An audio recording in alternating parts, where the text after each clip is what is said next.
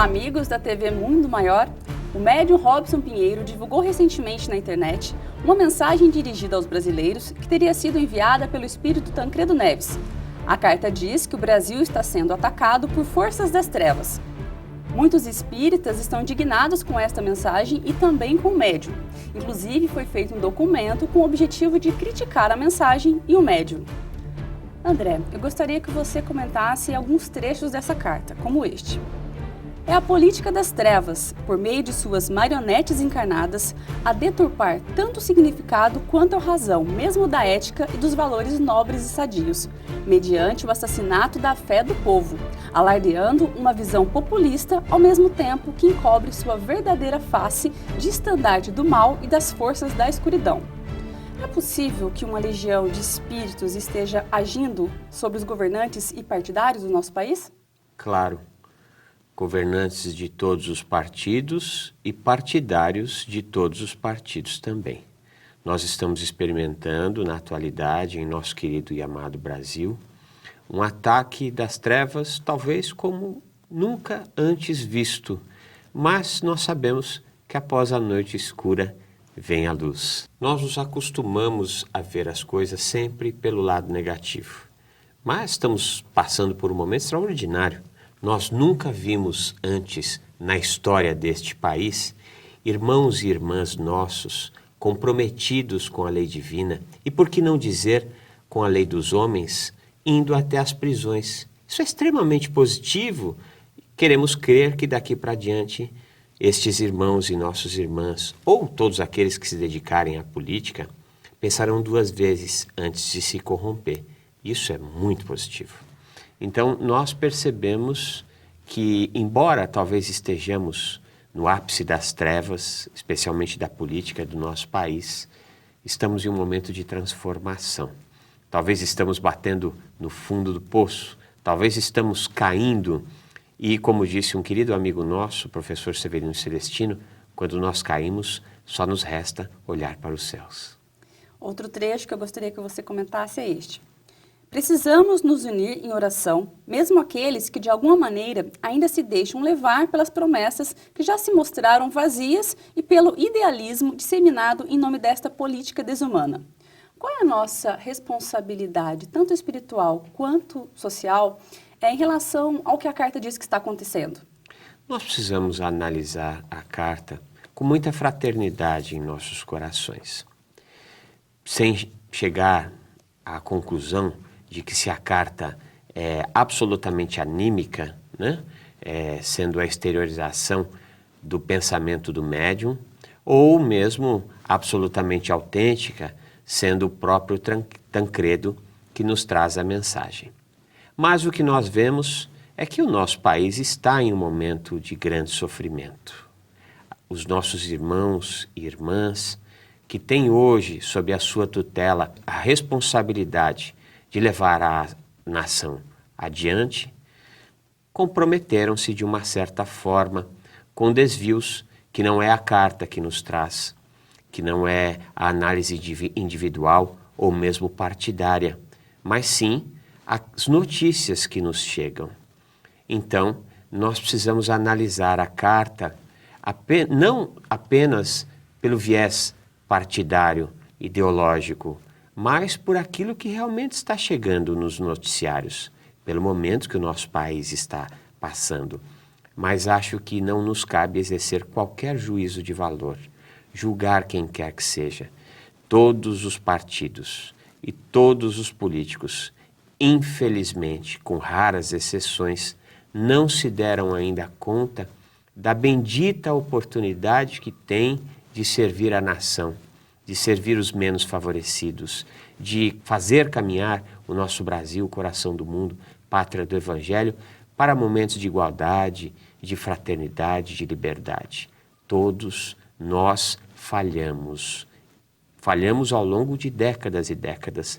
Mas, quem sabe agora, chorando um pouco, nós não possamos nos dar as mãos e seguir como irmãos que de fato somos. Um documento produzido por trabalhadores e estudiosos da doutrina espírita tem o objetivo de contestar a veracidade dessa carta. A análise diz que na mensagem Tancredo cita Allan Kardec, mas Tancredo era católico e que isso poderia ser uma interferência do médium. É possível que durante uma psicografia haja alguma interferência do médium? Sempre há interferência do médium. Mesmo aqueles médiuns dotados de uma mediunidade completamente mecânica, ou seja, que quando, no instante da comunicação, interferem o menos possível, ainda assim a mensagem está passando pela ânima, né? Pelo organismo deles. Então a mensagem sempre é um pouco animista, em alguns casos é muito animista.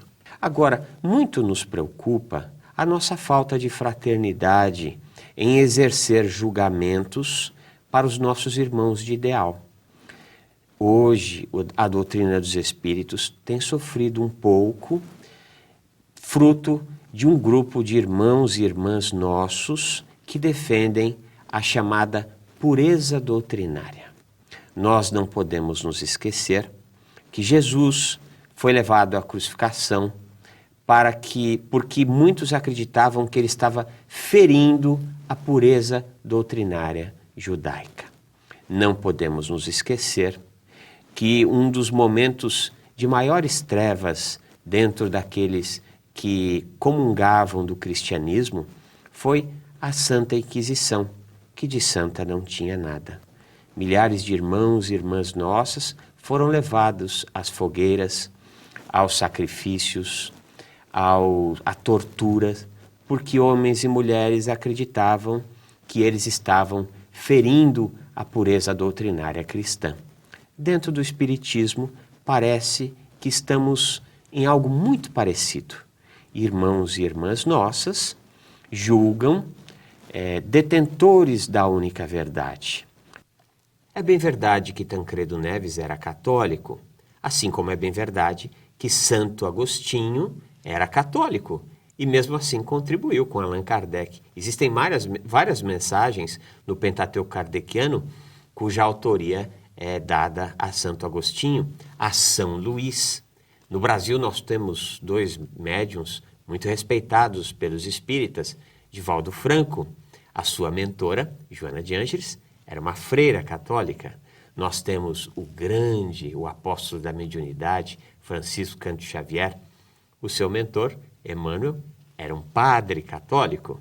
Então nós não podemos garantir que Tancredo Neves, ao chegar na espiritualidade, não retomou uma vida anterior onde teria tido acesso à doutrina, ou mesmo não teve o seu primeiro contato com a doutrina dos espíritos, e assim hoje é espírita. Nós não podemos garantir isso. Então isso não é argumento para dizer se a mensagem é autêntica ou se a mensagem não é autêntica. No calor das discussões, existem muitos irmãos e irmãs nossos da doutrina dos espíritos dizendo que Robson Pinheiro sequer é espírita, né? Citam, por exemplo, que ele escreve alguns livros cuja autoria seriam de pretos velhos, né? Agora, em o Evangelho segundo o Espiritismo, os espíritos superiores, através da sapiência de Allan Kardec, definem o verdadeiro espírita dizendo, abre aspas, reconhece-se o verdadeiro espírita pelo esforço que faz em dominar as suas más tendências e pela transformação pessoal que fez, fecha aspas, né? Ora, qual de nós pode julgar quem quer que seja, inclusive Robson Pinheiro? Nós não o conhecemos, não convivemos com ele. Acredito eu que ele se esforça em dominar as suas más tendências e que deve vagarosamente ter se transformado positivamente. Está à frente de uma entidade trabalhadora da doutrina dos espíritos. Qual de nós pode atirar a primeira pedra? Assim como eu tenho certeza que esses nossos irmãos e irmãs que se ocuparam em criticar a mensagem e denegrir o médium, também têm feito um trabalho muito importante. Falhas todos nós cometemos. Eu particularmente acredito que a maneira como estão se expressando é uma falha. É muito triste quando nós vemos irmãos e irmãs nossos, valorosos trabalhadores da doutrina dos espíritos, que fazem muito para diminuir o sofrimento e a dor humana, cometerem a falha terrível de partir para o campo pessoal e julgando uma pessoa, às vezes porque ela psicografa livros cuja autoria é de pretos velhos e caboclos. Nós, muitas vezes, preferimos receber os príncipes, as princesas, aqueles espíritos que estiveram na corte europeia, mas nos esquecemos que os pretos velhos, os caboclos, os escravos, os índios, os trabalhadores da doutrina dos espíritos, ou melhor, os trabalhadores para a iluminação da mente e do coração dos homens, podem se apresentar da maneira que queiram se apresentar. Quem garante que a entidade que é o venerando espírito que cuida de muitos desses nossos irmãos não se apresenta humildemente na figura de um preto velho, de um caboclo? Por que nós vamos julgar o espírito comunicante? Com que direito que nós nos arvoramos juízes e defensores da pureza doutrinária? Eu particularmente li inteira a mensagem e vejo bastante coerência na mensagem, embora Tancredo tenha sido avô do atual, ou melhor, daquele que perdeu as eleições para atual presidente. Então, se foi animismo, o médium está trazendo a sua mensagem, o seu pensamento. As coisas realmente não estão bem. Se foi o Tancredo, quem garante que ele não está sendo parcial, uma vez que o seu neto foi candidato? Agora, o que é inegável é que as coisas não estão bem em nosso país. E não é o momento de nós, especialmente de nós espíritas, travarmos uma batalha pela pureza doutrinária. O ex-presidente da FEB, Juvanir Borges, nos traz, por intermédio do médium, eu vou pegar a colinha aqui, porque eu não me lembro o nome dele, infelizmente, Arael Magnus, da cidade de Formosa, Goiás.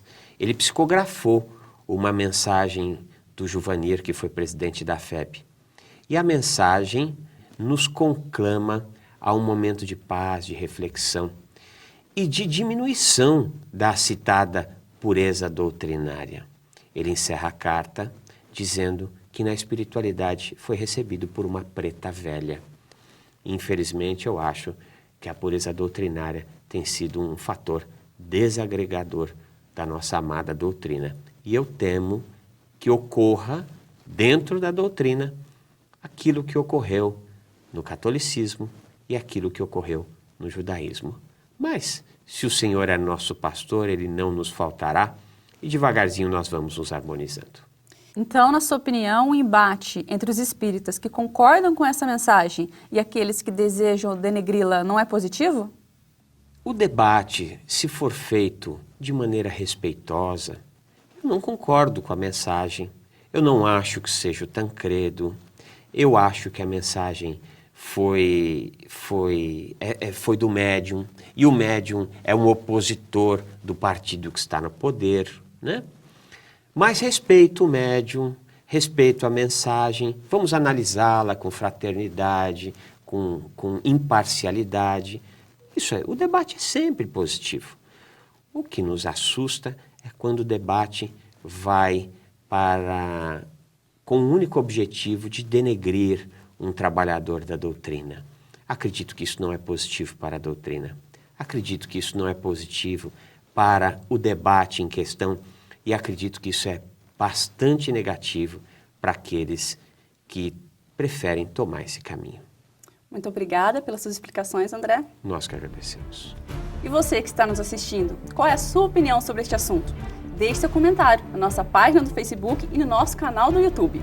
Muito obrigada e até a próxima!